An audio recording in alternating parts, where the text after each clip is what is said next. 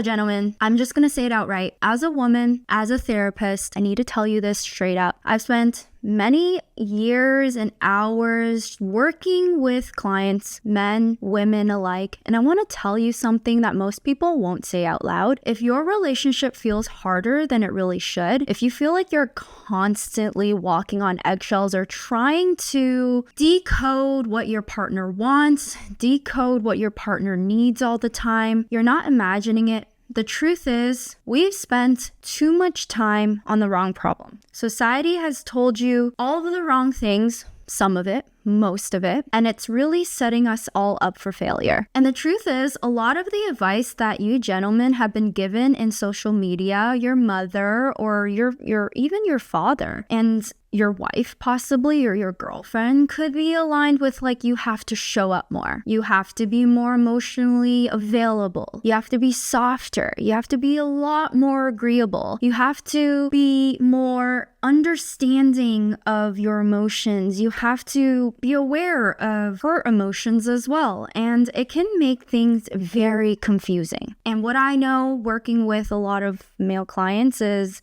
confusing is usually not the place you want to be because it makes you freak out. And so what I'm trying to discuss in today's video is an old age problem discussion, and it's about marriage, the crucial implications or structure for say that you should follow if you are looking for a partner or trying to understand how to even save or rewire your marriage into a more happy one, a more resilient one, a more value-based one. Because a lot of the lessons that we've been taught have created a lot of new problems. And I'm seeing this day in and day out in our therapy sessions. Relationships with no directions, no structure, no mission, no values. And so today, I just want to walk you through some of the shifts that traditional marriages versus now, today, modern marriages have undergone, and how that shift specifically, though well-meaning, is quietly draining men and women, and mostly men. I see it all the time in men, and honestly, I see it in a lot of my guy friends who are in marriages, okay? And it's draining you out of your clarity, your confidence, and your sense of connection. Hello, my name is Christy. I'm a therapist, and I'm a relationship coach. I'm a mind geek. I'm a mission-driven person. Welcome to my channel. If you're old here, welcome back. Welcome back. We all love seeing old faces. Please comment down below. How is your relationship like? What have you learned? Comment down below because I don't want you just to be watching videos, right? We gotta execute. And if you're new here, welcome back to my channel. I'm Christy. I hope you find these videos helpful. In this channel, we're just trying to create a community that is based on science and modern information that can help men specifically improve your mental health overall, and as a result, relationships, because there's just not enough therapists, women, or even communities out there talking about mental health and giving you the strategies in order to actually figure out how to do it on your own. So I hope you find these videos helpful. Please do me a favor and hit that like button and that subscribe button because it helps me understand what you guys like watching, and also helps the algorithm because we're trying to get to as many men as possible with the sole purpose to kind of tell you guys we're listening, we hear you. It's not just men backing up men. Women need to back you up as well by giving you a neutral but logical information on what is going on in her brain, and also what could you do in order to not lose yourself. So let's begin with today's topic. I really love this topic. I sat down really thinking about how I want to present all of the information that's in my head. And so I hope I structured this video in a way that it's easy for you to understand, because my sole purpose is not to be as emotionally driven when it comes to creating videos for you guys, because I do know emotions are really confusing, and that's not how your brain works, and that's okay. You should not have to change the way you learn in order to understand mental health. So mental health in general is not all emotion-based, okay? So I hope I've structured this video in a way that it's easy for you to understand, objective, and gives you a couple of action steps or reflections for you to at least do after this video so it can improve your life. Little baby steps, right? So first off, let's go with number one. And number one, I'm going to discuss essentially a comparison, contrasting view of the differences between traditional marriages versus modern marriages and what has changed specifically. Let's go down to the very, very basics. And excuse me, I have some notes in front of me, okay? Traditional marriages were based on complementary roles, loyalty, shared resources, shared roles within the relationships, shared responsibilities and obligations, which all led to a long-term mission. Now, there was structure in traditional marriages, leadership, clear expectations, even when it wasn't perfect. Now, I'm not all about how men always have to lead and women always have to be submissive. To be quite honest, in a high-level sense, if you hear toxic social media nowadays say, okay, men have to lead and for women to feel safe, not usually that. When I'm talking about even in traditional marriages, and I'm thinking about even my grandma's relationship, there was a clear person responsible for one role. Now, if that person is responsible for that role, for instance, childbearing or raising up children, child rearing, the woman is the leader at that point for that role, okay? Or it could be my grandpa was the financial provider, and so he was responsible, obligated, and also the leader of that responsibility, and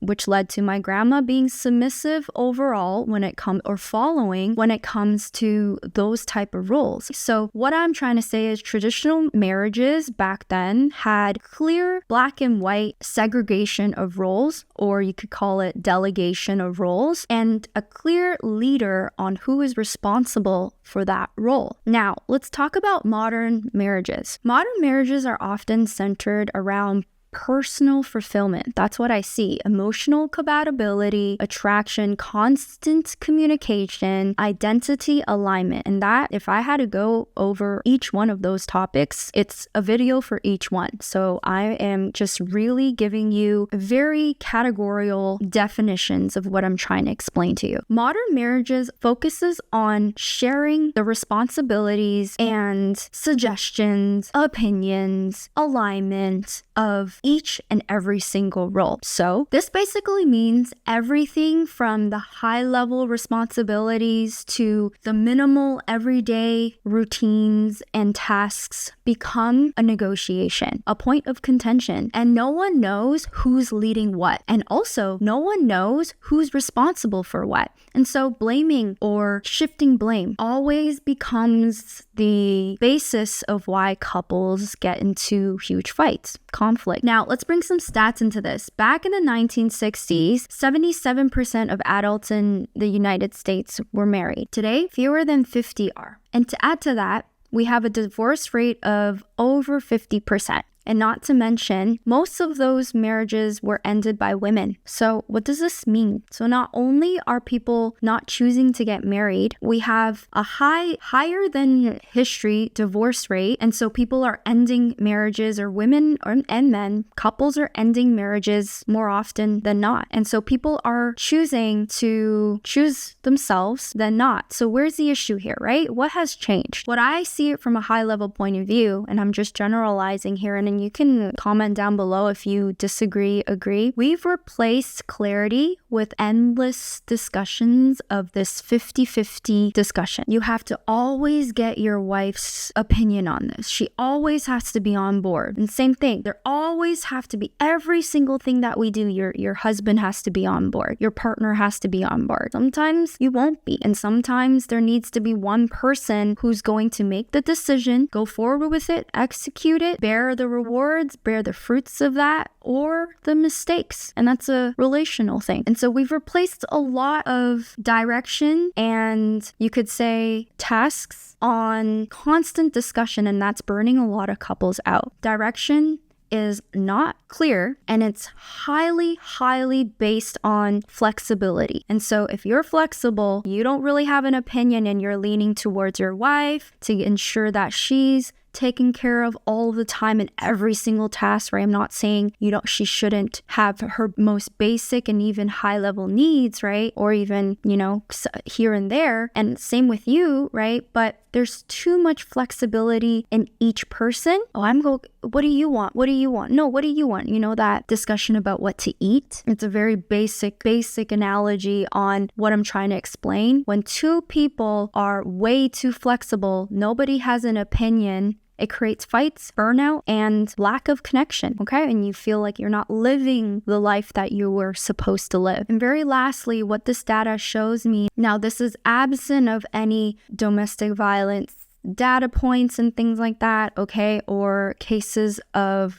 abuse, trigger warning. But in a high level sense, this data shows that the long-term mission has been rejected in order to achieve individualistic and short-term feelings, happiness, okay? And I'm going to pin on that because I'm going to get a lot of attacks by saying that, but let me explain that further after. I'm not telling you that marriages cannot be happy. Marriages can be very, very, very full of joy and fulfillment and purpose, but short-term feelings most of the times do not result in purpose-driven, that high level, at the end of the night, you feel good with what you did. And that goes with men and women. When your friend says, just do what you want, right? I mean, you don't live in this world by yourself, right? Number 2, why modern relationships feel so draining. And this is where I'm getting at, okay? In today's social media, there's a lot of bad advice out there. I'm just going to say it outright, okay? There's a lot of modern coaches, call it therapists, call it gurus, call it whatever you want to call it, that's giving you really bad advice. And gentlemen, you're modeling it, okay? And today's bad advice sounds a little bit like this. You have to be emotionally present all the time, emotionally available all the time. You have to be not controlling at all. You have to be financially generous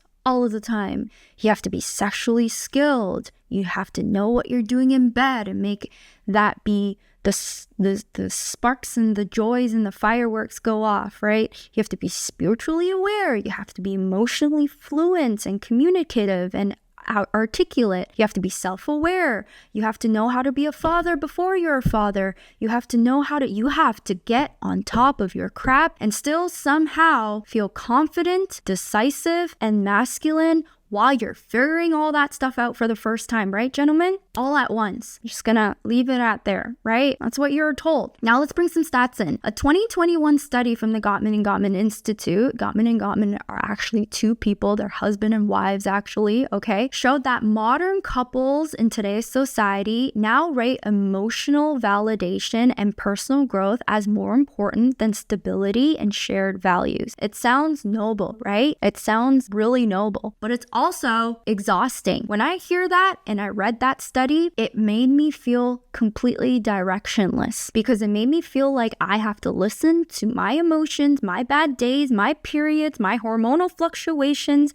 and communicate that to my partner at all times because that is what is the pinnacle of happiness. We're just going to leave it at that. And I'm sure, gentlemen, you can kind of relate. No, you shouldn't focus on that. Shared values are obviously more important. Stability is a little bit more important. Fixing the problem is a little bit more important. Couples and individuals in the relationship are way too focused as individuals and separate entities on emotional validation, getting emotional validation from their partner all of the time, and what I call individualistic mindset. If you are not aligned with what I'm doing, we can't be together. You're not part of my mission. Well, you don't think she has a mission? You don't think he has a mission? Well, if you are just going to live individual lives, makes sense not to get married at all, right? Sorry, marriages require a little bit of sacrifice for the greater good. And so we've kind of lost that. And I see this in therapy all of the time. Men procrastinate on relationships, not because that you're lazy or that you don't want love or you don't want a partner to be with you or you're cold or you're narcissistic, because you feel like no matter what you do, it's never going to be enough for her. There's always going to be something to complain about. And if you've been overthinking about this because of those reasons or you're second guessing yourself all the time, you're pulling back emotionally, I can tell you right now, you're not alone in this. But this isn't weakness. This is shared experiences that you gentlemen, for some reason, don't have the space to talk about. And it's also your nervous system telling you that you're overloaded. And what's being taught to you on Instagram is unclear. And if you really want to understand the bare basics of what anxiety and overthinking does to your overloaded brain when it comes to having to follow all of what social media is telling you, that's an awareness for you to kind of start therapy, okay? So if you're interested in therapy, you want to book a consultation, or you haven't booked a consultation, if you've never tried a consultation before, feel free to click the link in the description below and you can book a session with one of our therapists. We do only focus on serving men, because if we want to be good at one thing, we need to understand how you guys think and how to create tools and strategies in therapy that actually help you. So yes, we only work with men. Now, number 3, let's discuss traditional marriages and what it has created. Good, the bad, and what we can learn from it, okay? Traditional marriage created resilience overall, because most of the times it was based on survival, and that is why splitting of roles really did help. And we can take some lessons from that and really think how something as ancient and ancestral as role delegation can possibly be reignited in modern relationships and marriages. Now, was traditional marriages perfect? No, I doubt it. Probably not. Definitely not. And was there a lack in traditional marriages that modern marriages possibly is really good at, like deep conversations and shared alignment in interests and intellectual interests and great sex possibly, right? Yes, most likely than not. But was it durable? Yes. Traditional marriages is very durable. Modern marriages, no. So where is the issue? Traditional marriages tell you you don't quit when it's hard. You don't have to leave when you're bored. You build something bigger than yourself. So you sacrifice some of the things that you might be interested in or need. For instance, as a woman, I might sacrifice going out with my girlfriend sometimes, right? I can't go out as often, or sacrifice my career at a certain point of my life so that I can focus on children. And then you especially, you might not be able to hit up that girl that was really hot at the gym, or you might not be able to chat up the girl at the bar, right? Because you're purpose driven right now, right? And so that's what's really important for us to understand. That's the main message I want to get out. And so let's hit it up with a study so that can make you understand with reference what I'm saying is not just pure BS. Okay, it's not just opinion. I had to do a lot of learning myself because obviously I'm talking about marriages. Marriage is important to me as well, believe it or not. Especially when I'm working with clients, okay? I want to give out the right information. A study done in Harvard, this was in the span of 75 years, found that the number one predictor of long-term happiness, believe it or not, listen gentlemen, was not money or status. Let me repeat, it wasn't money or status. It's about having strong and committed, loyal relationships between the two individuals. Newsflash, by the way, science is not going to give you any miraculous statistics or equations. Usually it's very basic. And this study was done in the span of 75 years. Gentlemen, I don't know how many 75-year-olds I'm talking to right now, but 75 years is a long time, right? Traditional marriage was rooted in shared values, purpose, and structure. Today's model is often built on good vibes, green flags, red flags, emotional checks, and alignment. And this difference in generational, what is being taught in my generation versus the generation 75 years ago possibly, right, is why so many couples crumble under pressure. They're not building on shared foundation, they're building on preference and mood, right? Because our emotions are literally the most stable thing ever. And no, women are not the only one who have mood swings. Okay, gentlemen? I know you do too. You get nervous. I get it. That's why I'm talking to you. I hear it with my clients, okay? So, not trying to be judgmental. I'm just saying it for what it is. Emotions is not a good compass to decide what you're gonna do next, okay? Or how to live life or how to have a good marriage. Number 4, let's go over something I call self-awareness backed up by neuroscience, okay? It's essentially the signs and signals that your body and your brain and your behaviors, back to the basics, is telling you that you can actually be aware of whether or not you're making the right decision in your everyday life when it comes to marriages. And I do believe these tips are going to help you navigate through hard decisions especially when it comes to marriage. So if you want high quality relationships, you need high quality sense of self-awareness. It's not about choosing the right woman. It's actually being fully aware of who you are, yourself, your brain, your worldview, your identity, and your behaviors. Yourself. You're a walking compass. And here are 5 science-based insights that I need you gentlemen to understand and know and stick in your head. Okay, number 1, your nervous system, not talking about your emotions, your nervous system specifically triggers or sets the emotional tone. So I get a lot of clients telling me that they feel anxious. Anxiety is triggered by your nervous system. So I hope that explained that a little bit. Let's be more aware of how your nervous system works and what you can do about it in order to prevent emotional disturbances. Happiness, positive, or sadness, negative. So for instance, if you're always on fight or flight mode, or what I call another one is freeze mode, most of the times you are unable to actually understand how to fix problems in your relationship, even if you're silent about it, gentlemen, believe it or not. And some coping baseline, what I call crisis mode intervention for you to slow down your nervous system if you notice high anxiety, highly overthinking is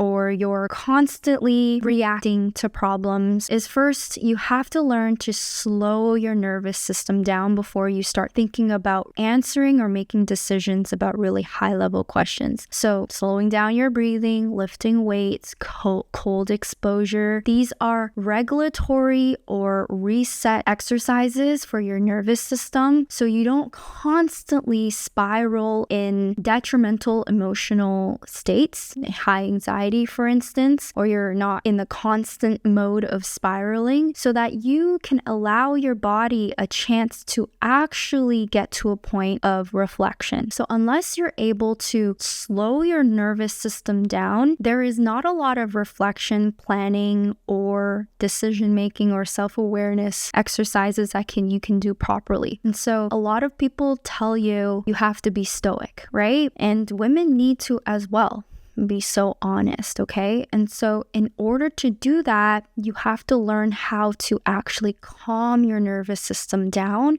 when you feel like you're in constant fight or flight mode or freeze mode, okay? And calm man creates safety within himself and obviously the ability to actually understand what safety means in order to build relationships and connections. Number 2 is a little bit of a therapy one. Gentlemen, you have to be aware that in human behavior and history, we are wired to chase what is familiar and it's not what's healthy. So if you had a chaotic or emotionally distant caregiver or a chaotic upbringing, you may feel drawn to women who trigger the same patterns even if they're bad for you. And this is extremely important for you to understand because usually speaking, what is familiar isn't going to be what is functional or safe, but it can feel like at the time what safe should feel like. And this is what I call trauma bonding. For instance, if you had a horrible mother, you can relate to the woman that you're dating because she had a horrible mother or father as well, and you guys trauma bonded. It often builds chemistry, familiarity, and the facade of connection. And so unless you guys can both actually cooperate, get into the high level discussions of what is is important for you guys and what you're willing to sacrifice. Trauma bonding is just a point of connection and the tool to create chemistry. And a lot of manipulators do use trauma bonding to create chemistry. Number 3 is a really important one, and I hear this a lot from men and the men that I work with who are in their late 30s or even early 40s, and they haven't even considered marriage, but they are not because they don't want to, but because they feel like it's a net negative when it comes to your return of investment. Procrastination in love often means unprocessed fear or the lack of understanding of where your fear actually came from. You're not lazy, you're avoiding a sense of failure or being seen as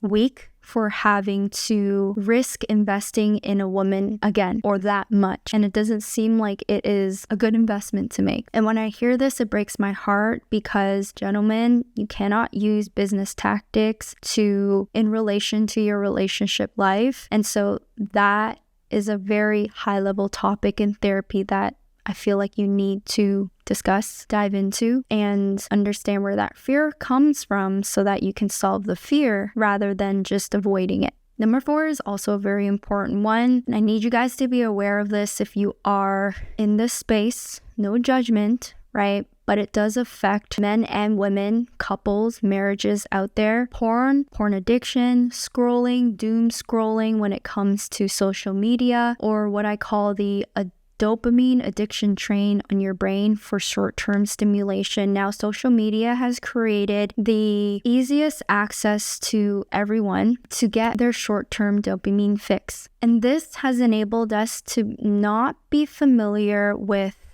what calmness should feel like, serotonin, what peace should feel like, what comfort should feel like. And we're choosing constant dopamine hits, not because we don't like to be at peace, but we don't know how. And when your actions and your brain loses that part of experience, calm, peace, clarity, raise your hand up. When was the last time you sat in a room and just did nothing with no music, no YouTube, and just sat with your thoughts? Doom scrolling, porn is creating a society of dopamine addiction, Uber Eats even, and they rewire your reward system in a way where fixing problems, getting deep into problems, getting deep within yourself, getting deep within your partner, understanding her intimacy feels boring. Feels like it's too much. And discipline. And so boring is usually the word that a lot of clients use when they are undergoing a marriage conflict. Feels like it's too boring, because it might be the fact that you're not used to boring could actually be quite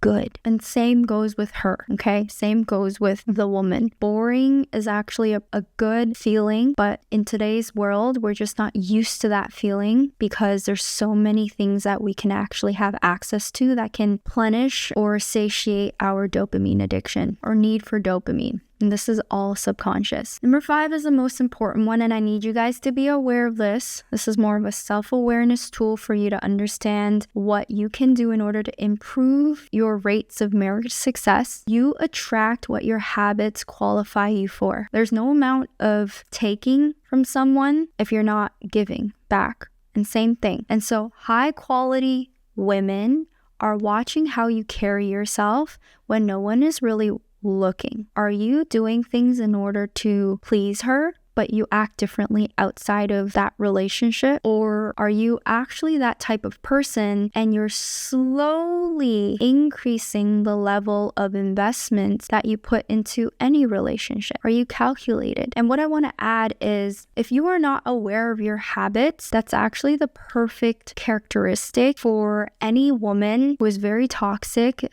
to completely destroy your potential for a beautiful life. If you're not aware of some of the habits that you're in, women will take advantage of that. Good women that can actually turn $1 into $2 with you as a team, are going to be unattracted to men who are not driven by their own identity and social calibration, you could call it, and mission. And toxic women will leech on you and drain you. And so if this hits home and this feels like something that you're fearful of or preventing you from actually getting into the trenches of marriage and dating. It's your nervous system starting to wake up. Congratulations. But don't just leave it at that. You can write this down in this moment of this video, or you can book a one-on-one consult with one of our therapists and we can guide you through how discovery of that and discovery of your nervous system and listening to your body again for the first time and listening to your brain again for the first time in the functional way can actually help you in understanding how to create a beautiful marriage and a better mental health for you. So click the description below and you can book a consultation with one of our team members. Number 5, and this comes with the very last part of the video, what I believe men need to do differently. Very basic, okay? Number 1 is we need to bring some structure back. We need to bring some role differentiation back. You need to know your role and you need to know what kind of role you're willing to quote unquote submit to. What are you not good at? You're not trying to find a woman who's good at everything, and you're not trying to be good at everything. You're gonna burn the whole relationship out. So just understand what you're trying to build and understand your strengths and weaknesses and try to find someone who can be complementary of your weaknesses and also submit to your strengths. We need some structure back. Okay, it sounds very basic, but for some reason it doesn't get spoken enough. Number 2, stop chasing constant validation. Your partner's approval, agreement, disagreement, belittling doesn't always matter. Relationships require a sense of identity differentiation while still staying within the relationship together. And so if your partner or your wife or your girlfriend doesn't agree with you 100% of the time, you don't need to get her to agree, and that's okay. And through that process, your partner is going to learn to emotionally regulate themselves and just understand that's how you function and that you have the highest and most important goals of the relationship you hold that with high regard, but that doesn't mean you need to get her to agree with every single thing you say. Not every emotion needs to be checked in all the time. It's okay to disagree and love each other. It's actually beautiful. We get to know each other even more by doing that. So don't change yourself to pretend to fit into her mold and encourage her not to do the same for you, like to fit into your mold and to make you happy. 2 individuals who allow each other to actually discuss your differences, split the roles, is actually how you find the strengths and weaknesses. Like, who could logically finish that task a little bit better? We need to have our own opinions, right? And have that discussion and then delegate the role. Very important, right? Number 3, normalize discomfort right now. For too many times of the day, are we fixated on dopamine,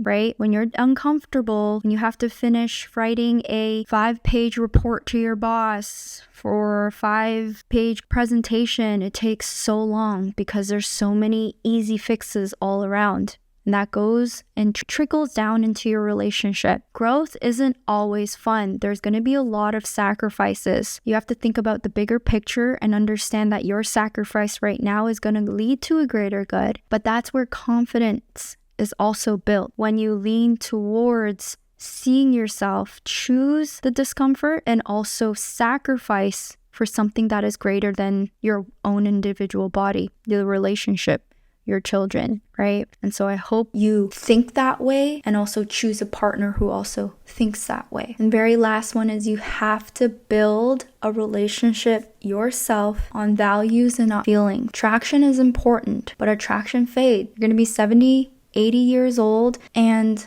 I mean, I'm all for seniors still hitting it up.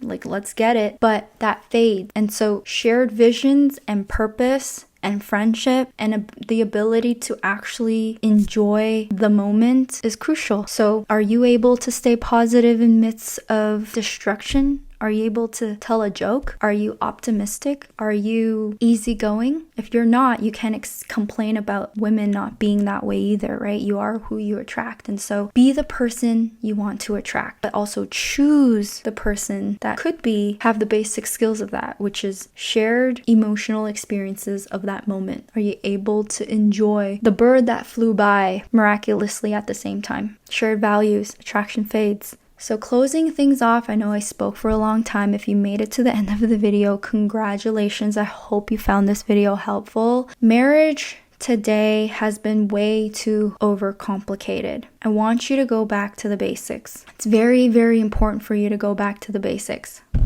Going back to the basics means turning to yourself inward, understanding what kind of habits, dysfunctions, subconscious thoughts and behaviors are you unaware of that is actually adding to stressors into your life, that's also adding to the decisions you're choosing to make every single day. And by changing you, you'll go back to the basics of understanding what are the 4 or 5 most important aspects of a relationship that you need, or most importantly, what are the weaknesses that you need someone else to fill in the gap for.